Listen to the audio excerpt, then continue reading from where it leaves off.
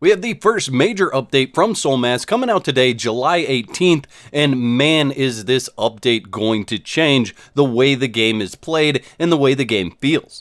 Let's jump right into it with the first thing on the list.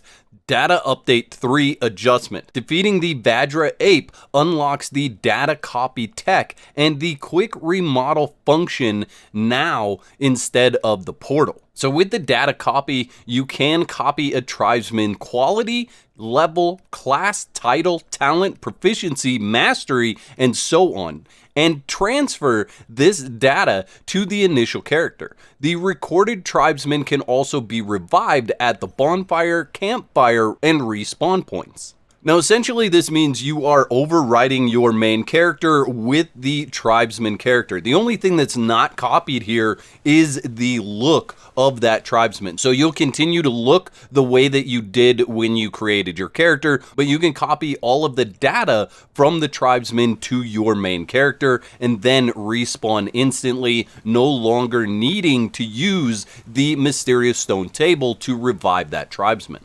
Additionally, they've unlocked the perfect remodel technology on all official servers. So perfect revival is now available for tribesmen with recorded data. Now, one thing that you want to make sure you do with this is as they level up, you want to go in and update their recorded info. It is only going to record the info when you interact with the mysterious stone table. So if you recorded someone in the past and you've leveled them up and you want to use the perfect remodel feature, you want to go back and update that information. Now, right off the bat, I kind of feel like these two things butt heads a little bit. They're slightly conflicting, honestly, and I'm not sure why they went down the route to do both of these things in this patch. Maybe it's a situation where they're just throwing spaghetti on the wall to see what sticks, what ideas people like, and then they'll refine it from there. I'm not 100% sure there, because once you get a tribesman that's going to be your main, you'll then take it over and become that tribesman with your main character, taking their talents, proficiencies, class, title, level, everything like that. And then you would also have the perfect remodel for other tribesmen. So I feel like that kind of makes the game a bit more easy than it was before. Now, don't get me wrong, the data copy tech is rather expensive, costing you mask energy, green crystals, blue crystals, and yellow crystals. But once you get that one tribesman that's going to be your main, you really don't need the perfect remodel for any other fighter tribesman.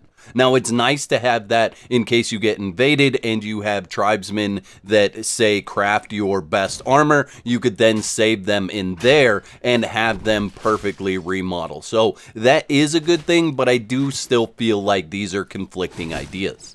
Take that with a grain of salt, because I haven't had a chance to really play this update yet, so my thought process on that may change in the future, but just my knee-jerk reaction response is that I feel like we got both of these items and really only needed one. Alright, now first of all, when you're looking at my character, don't look at any of these stats over here. I'm wearing an admin chest piece, so that should not be part of what you're looking at for my character. We're just looking at the innate talents right now. So the first one is Tribe Survivor. As a survivor of the Tribe Wars, you need strength to survive in this land, max load increased by 20. Then we have Critical Counter, gains a 5% damage boost for 6 seconds after blocking an enemy attack. Then we have Desperate Struggle, recovers 15% of HP in 5 seconds when HP is below 15%. Then we have Crisis Response, when attacked has a 20% chance to increase defense and max HP by 5% for 30 seconds. Then we have Strong Physique. This body has endured so much, max stamina is increased by 20%. Then we have Nimble Movement. I'm always a step ahead of death. Movement speed increased by 5%. The last one that we have here is Escaping Death. When HP is low, 15% or near death, under attack, the attacker may face God's Fury, and I have absolutely no idea what God's Fury is. You will also now gain a total of 58 assignable stat points. And then as you can see, all the proficiencies have gone up to 60 for the production crafting, and then for combat skills, it has all gone up to 90. In the Mysterious Stone table under Remodel, you can see we have Tribesman Scan and Copy here. When we click that, we can then select one of our tribesmen, and it's going to cost us these resources. So 500 mask energy, 100 green crystals, 30 blue crystals, and 20 yellow crystals. This is a long process for this to happen, so keep that in mind. And this is an irreversible process, so once you scan someone, you cannot then reverse that process. You can, however, scan a future follower and assign that instead if you want to, but it's going to overwrite the initial deep scan.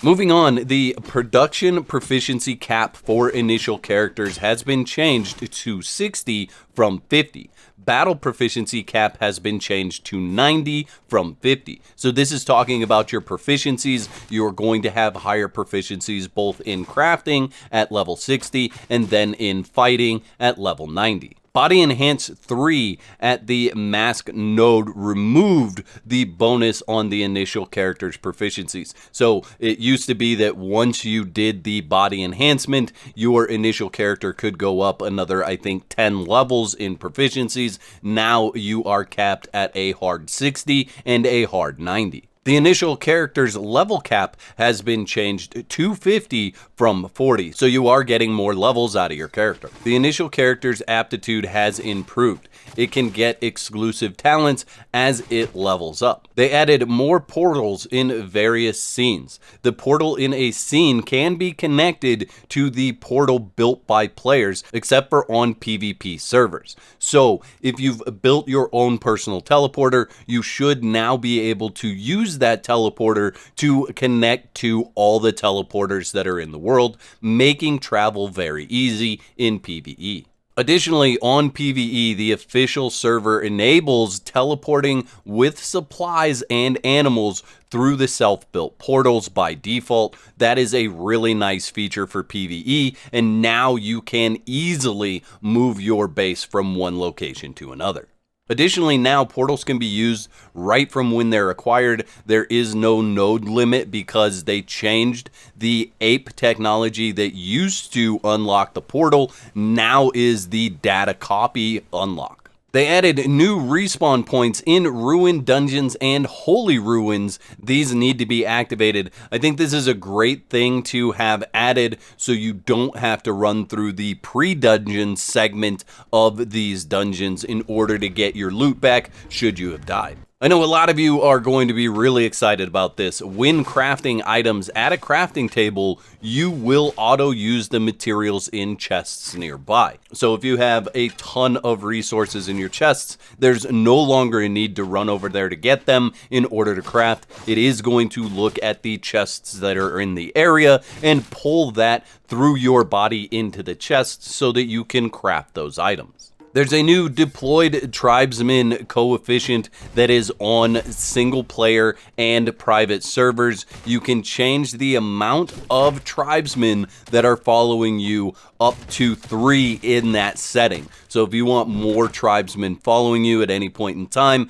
and you are playing on either a solo server or a private server that you have access to those settings, you can change that and have more follow you. Now, I have no idea what this next line means. It's talking about the max number of personal marks and shared marks. I don't know what those are, but they raised the coefficient setting so that you can reach 100 marks now. You can now customize the AI level in solo and private servers. My guess is that this will mean that the AI is more responsive on both sides of the fence. So it's going to be your tribesmen and it's going to be enemy tribesmen. So be very careful if you go in and play with this setting. You can now transfer animals to others, which is a really good thing. I know when I started out on the server, I was catching all the animals and I actually reached my max limit, and I had given those animals to other people to use in a way where they were just using them, but it wasn't linked to them. So having the ability to transfer animals is a really nice feature. They added a fang on the other side of the mammoth specimen. Now, I don't think this is a fang. I think this is a tusk. But When you press Z, you'll be able to switch the direction that mammoth fang is facing. Walls or city walls cannot be built if creatures are in the way. Buildings within the range of someone else's bonfire cannot be replaced or upgraded. The Tempest Griffin feathers can now be used to craft the steel arrow. They increase the poisonous arrow's poison damage, which will be interesting to see how much damage that does. They updated the appearance of some elite animals, added new general talent affixes, crisis resolution, quick bandaging, and quick reload. They added a new exclusive affix, desperate response, for the Fang tribe. The target of the title Axe Killer takes 10% damage instead of 8%, so that got a buff. The nighttime movement speed granted by Nightwalker changes to 10% from 5%. They increase the bleeding damage inflicted by the title Fly Cutter Assassin on the target. The stamina recovery reduction inflicted by the title Lung Piercer on the target changes to 80% from 50%. It'll be interesting to see if Fly Cutter Assassin and Lung Piercer become part of the new meta for PvP. The duration of slow triggered by the title Archery Master changes to 6 seconds from 5 seconds. The damage inflicted by the title Butcher in the Woods on animals changed to 10% from 5%. The duration of the triggered effect of the title Deathbringer extends to 8 seconds. The damage increase on torso granted by the title Heart Captor changes to 12% from 10%. The talent affixes Enemy Down Fervency, Slaughter Fervency, and Wrath of Revenge can be triggered by both near death and death now. You can now stack up more arrows, and the weight has been reduced so that you can carry more of them. You can now also carry arrows through self-built portals. You should try this out on PvP and let me know in the comments section below if it works for you. You can now build gable roof on the pitched roof. You can now also build the gable roof around foundations. Auto-enable the account ban and mute functions when starting the server. And then they double down again, saying official PvE servers will have player-built portal material transport and animal teleportation enabled by default. So if you had issues getting through your portals with things in your inventory before, if you're playing on PvE, you can now go through those portals with all of those items. Down to the bug fixes, they fixed an issue that the mysterious stone table can be moved when remodeling. They fixed the occasional hairstyle anomaly when displayed in the mask mimicry. They fixed the special effect remnant issue of some mimicry effects. So if you went into mimicry mode and you had special effects around your body, when you exited mimicry mode, those effects would remain sometimes. Fix the issue where players could still interact with tribesmen and mount after death. Fix the issue with medium traps that in some cases the animal wouldn't enter the cage. Fix the issue that the proficiency effect didn't take effect when tribesmen were planting. Fix the issue that the target sent flying by thrust strike greatsword mastery would fall down earlier than it should. Fix the issue where there was no difference between the malice icons of the 3 different levels.